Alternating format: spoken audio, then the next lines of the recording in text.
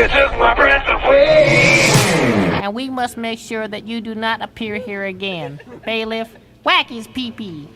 What the hell are you two doing? It's called rocking out. You wouldn't understand, Dad. You're not with it. I used to be with it, but then they changed what it was. Now what I'm with isn't it, and what's it seems weird and scary to me. It'll happen to you. I liked Lioness because they had a female gay character in there, but it was no big deal. She was just part of the team. That You know what I mean? it was. And she was. I have nothing against badass chicks. Oh yeah, yeah. I thought that was actually one time where they actually, the fact that she was gay in the when you learn about kind of in the beginning. Actually, I'm trying to remember. How did we learn that? I think you just learned it organically because she's attracted to her the woman that she's spying on, that she's infiltrating. And I thought actually them becoming romantically involved was probably one of the more interesting ways I've seen sexuality used, especially in a spycraft special ops kind of way, because it was a conflict. She wasn't using it like Bond would use it to seduce a woman. She was becoming, she was becoming conflicted. Okay, it was to the point where she was having feelings for this girl, and it could have compromised her entire mission. But she didn't let it. She overcame those feelings and relied on her training and her instincts and being in the moment in that last episode to fulfill her mission. She not only fulfilled her mission, she took out the other guy too, as you recall. So yeah. I really liked that series a lot. It was another one where recently, everybody was talking about how the Marvels failed because it had 3 female leads. And I was thinking to myself, well, who's Nicole Kidman, Zoe Saldana, and the girl's name escapes me from Lioness. That's 3 female leads in Lioness. And then there was the 4th one, the blonde girl on the that was on the strike team, the Spec Ops team. She was great too, and she was, she was a dyke, and she has that little exchange with that guy in the beginning. On the beach. She's great. It's very funny.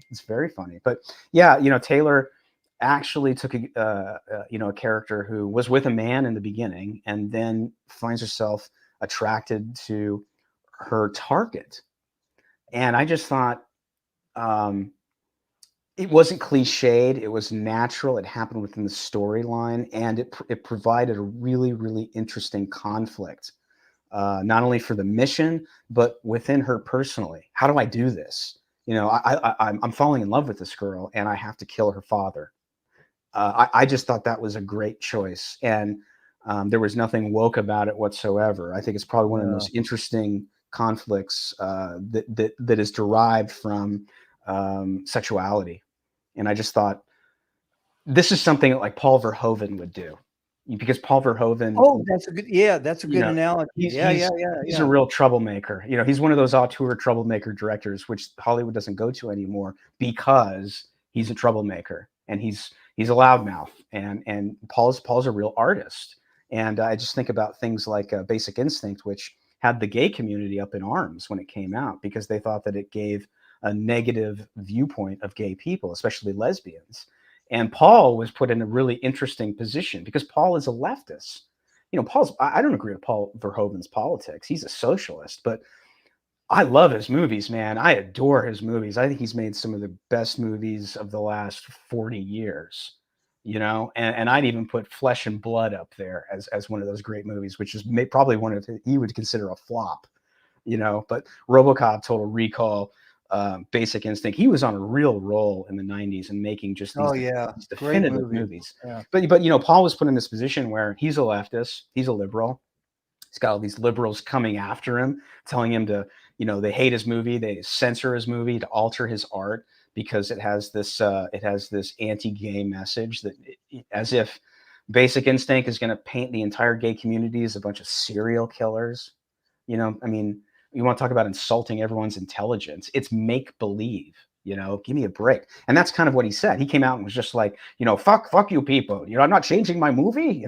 That's Paul will come out and tell you to fuck off, because that's the way Paul is. And that's exactly how you should respond to these people.